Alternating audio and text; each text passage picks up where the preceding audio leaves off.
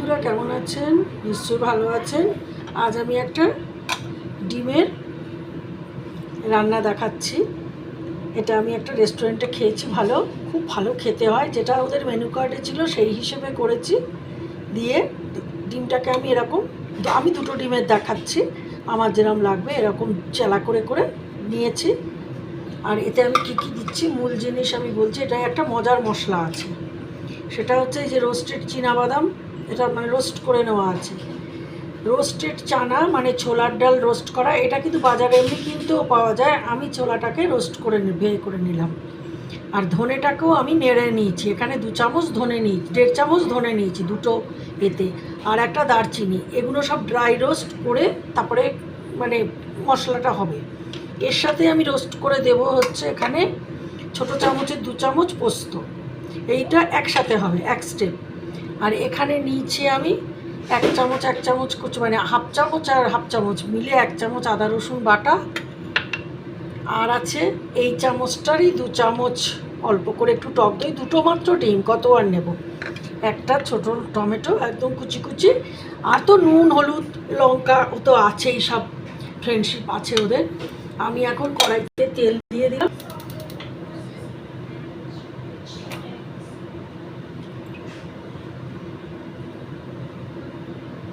তেল গরম করতে দিয়েছি, আমি ডিম দুটোকে নুন হলুদ মাখিয়ে নিচ্ছি।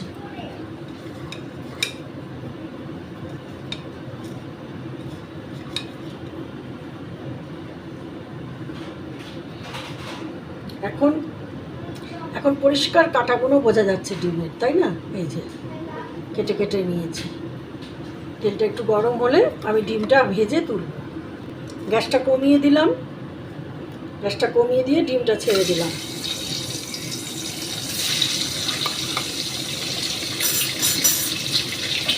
কেটেছি তো, এটা খুব একটা ফেটে যাওয়ার সম্ভাবনা কম। এটা একটু ভাজা হোক, গ্যাসটা বাড়িয়ে দিলাম।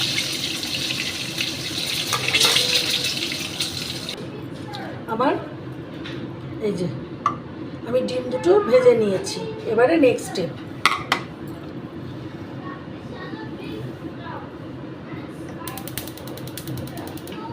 কড়াইতে আমি অল্প করে একটু জিরে ফোড়ন দিলাম,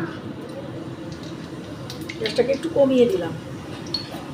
জিরে ফোড়ন দিয়ে আমি দুটো লবঙ্গ আর দুটো এলাচ থেতো করে রেখেছি, দিয়ে দিলাম।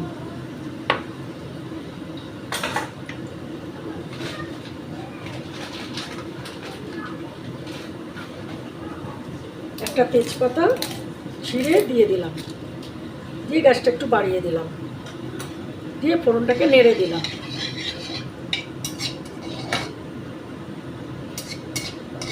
ফোড়নটা হয়ে আসছে, এখন আমি একটা বড় পেঁয়াজ কুচি দিয়ে দিলাম।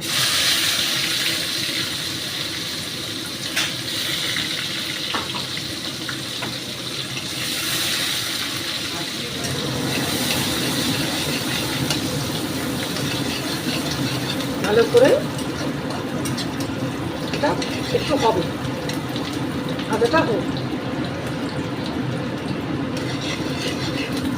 পছন্দ করে না মানুষ তো খুবই কম, আর একটু ঘুরিয়ে ফিরিয়ে খাওয়া, এটা আমার ভীষণ ভালো লেগেছে। রেস্টুরেন্টে খেয়েছি তো আমরা, একটু ভালো রেস্টুরেন্টে, এত সুন্দর হয়েছিল। ওদের ওখানে লেখা ছিল এগ মশলা লেখা ছিল, মানে এগ মশলা অনেক রকমই হয়, যারা যেরকমভাবে করে।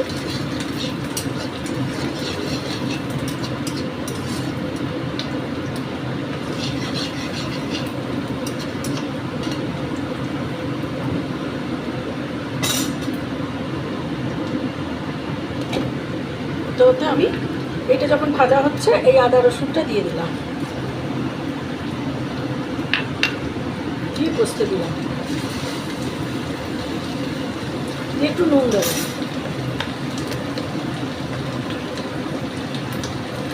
একটুখানি ওই রসুনটার ওপরে দিলাম।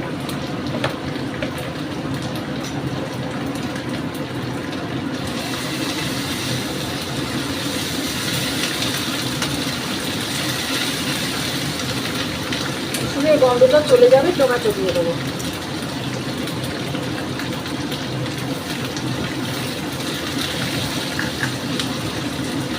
টমেটো দিয়ে টমেটোটা গলতে দেবো।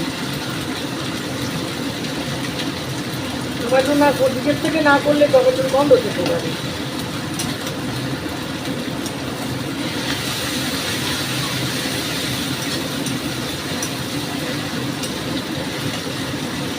এই রান্নাটা তন্দুরি রুটি, লাচ্ছা পরোটা এসবের সাথেই সার্ভ হয় মূলত।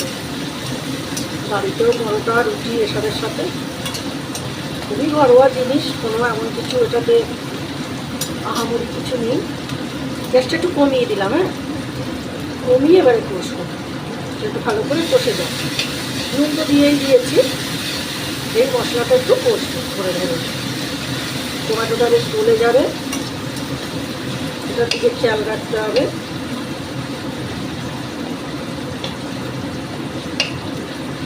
আমি ঢাকা দিলাম না, ঢাকা দিলে না অনেক সময় যে যাদের রসুনের গন্ধ পছন্দ না, ওই রসুনের গন্ধটা চলে যায় রান্নার মধ্যে, তখন ওই রসুনটাই বেশি প্রকট হয়ে যাবে। তাই জন্য আমি রসুন দিয়ে ঢাকা দিলাম না। ঢাকা দিলেও হয়, কিন্তু আমি এটা তেল বার করা পর্যন্ত এরকম করে করে ভাজছি।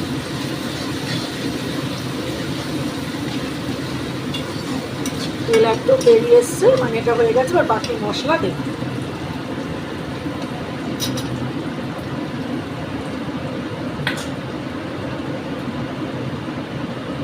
হলুদ,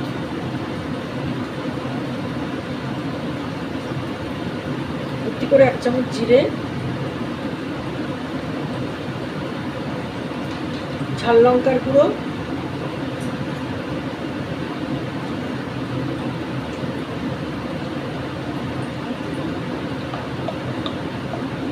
কাশ্মীরি লঙ্কার গুঁড়ো, সামান্য একটু জল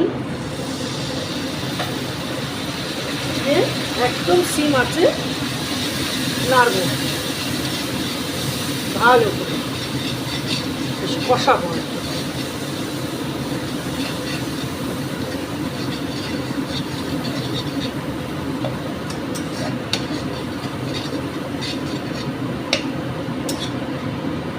একটু গ্যাসটা একটু বাড়িয়ে দিলাম, তেল ছাড়া ছাড়া করে কষাবো।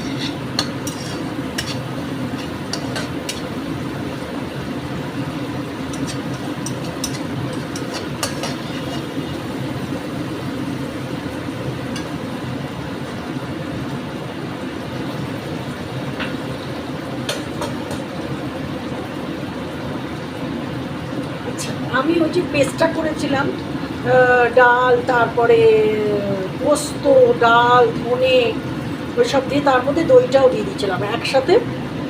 আমি কমিয়ে দিলাম গ্যাসটা, দই আছে তো কমিয়ে দিলাম।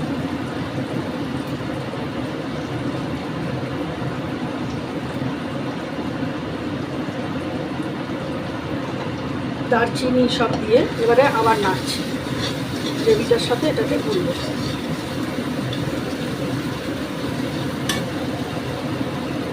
মিক্সি ধোয়া জলটা দিচ্ছি অল্প অল্প করে। এবার এটা দিয়ে ভালো করে কষবো, যাতে ডাল ফাল কোনো গন্ধ যাতে আলাদা করে না থাকে। যদিও আমি দারচিনি দিয়ে করেছি ওটা, যার জন্য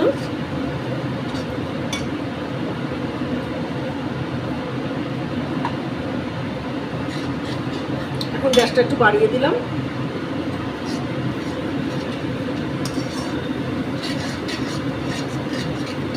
এখনই কি সুন্দর একটা গ্লেজ এসে গেছে।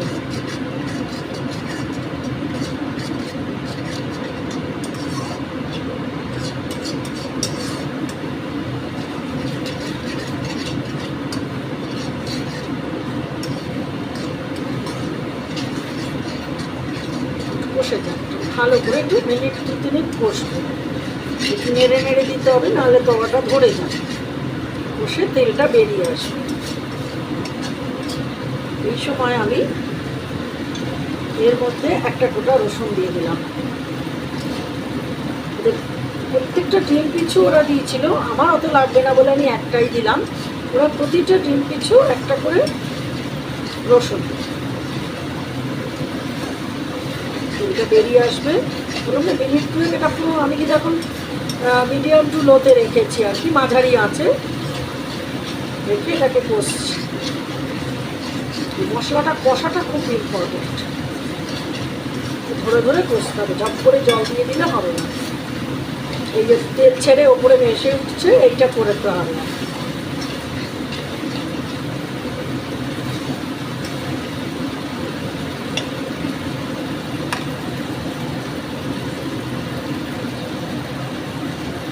বোঝা যাচ্ছে তো?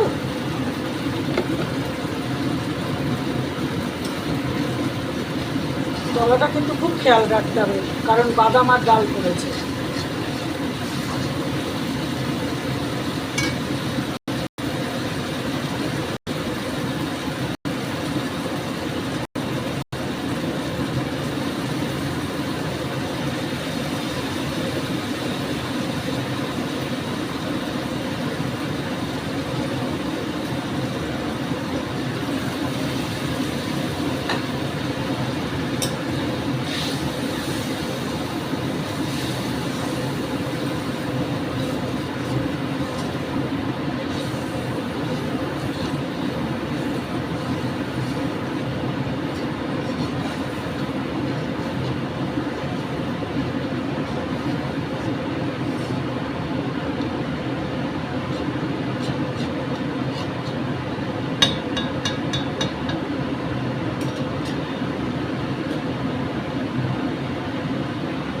তখন নুন দিচ্ছিলাম, আর একটু নুন দেবো, দই আছে তো, দই টমেটো একটু নুন লাগবে।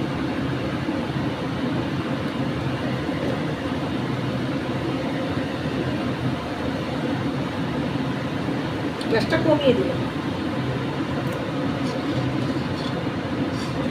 ডিমটার সাথে একটু ভালো করে ফুটুক ঝোলটা, ফুটে একটুখানি গামাখা মতন হবে আর কি, এটা আবার একটু ফুটবে।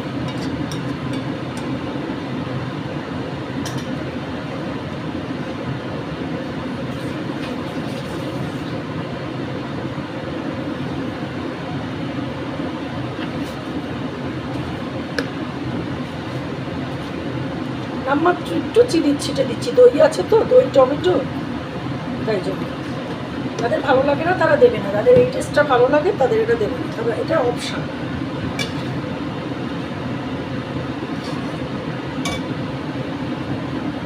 গ্যাসটা বাড়িয়ে দিলাম, ঝোলটা একটু বেশ টানবে, ফুটবে জলটা।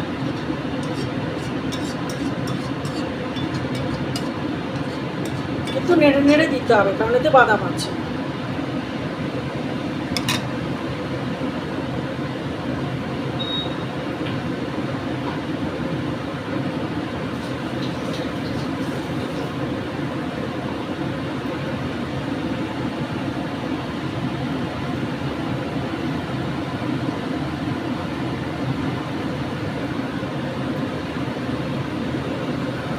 দেখুন এই ডিমের মশলা কারি হয়ে গেছে, কি সুন্দর কালারটা এসছে, পুরো তেল একদম ভেসে ওপরে উঠে গেছে, কালার এসে গেছে লাল।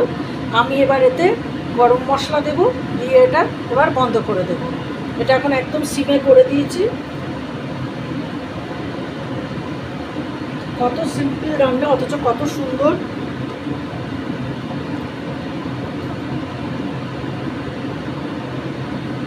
এটা হচ্ছে, আমি এর উপরে বেশ একটু বেশি করে, পুরো হাফ চা চামচ ভর্তি করে, এই যে নর্মাল যে গরম মশলা হয় বাড়িতে, এলাচ লবঙ্গ দারচিনি, সেই গরম মশলা ভালো করে ছড়িয়ে দিলাম। গরম মশলাটা একটু দিতে লাগবে, ভালো করে গরম মশলা ছড়িয়ে দিলাম, দিয়ে গ্যাস দিলাম বন্ধ করে। দেখছেন তেল টেল কীরকম উপরে ভেসে উঠেছে।